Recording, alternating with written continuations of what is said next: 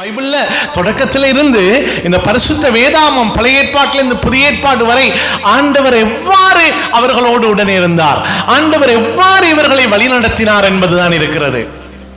ஆகவே இந்த இறைவார்த்தை பகுதிகளை நாம் வாசிக்கிற பொழுது இந்த இறைவார்த்தை எங்களுக்குள்ளேயும் வருகின்ற ஒரு வெளிப்பாடாக வருகிறது. Word of God is a revelation.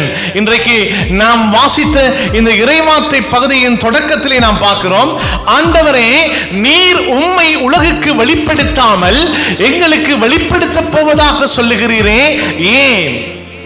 ஆண்டவர் தன்னை வெளிப்படுத்துகிறார் என்றால் அது ஒரு பெரிய காரியம். The presence of Jesus, we receive the revelation through the word of God. 1 Samuel புத்தகம் 3வது அதிகாரத்தில் நாம் பார்க்கிறோம், சாமுவேல் ஆண்டவரை இனம் கண்டு கொள்ள முடியாமல் போகிறது.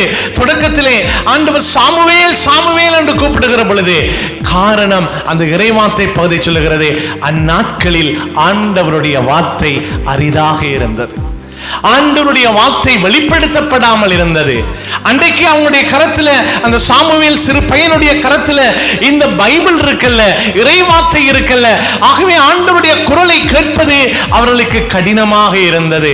இறைவாக்கினர்கள் வழியாக ஆண்டவர் அவர்களோடு பேசினார். ஆனா இன்றைக்கு எங்களுக்கு அது கடினமானது அல்ல. வெளிப்படுத்தப்பட்ட நிறைவான உயிருள்ள ஆண்டவரை சுமந்திருக்கிற வாழுகின்ற இறைவனை நாம் காண்கின்ற இந்த பரிசுத்த வேதாகமம் எங்களுடைய கரங்களிலே உண்டு.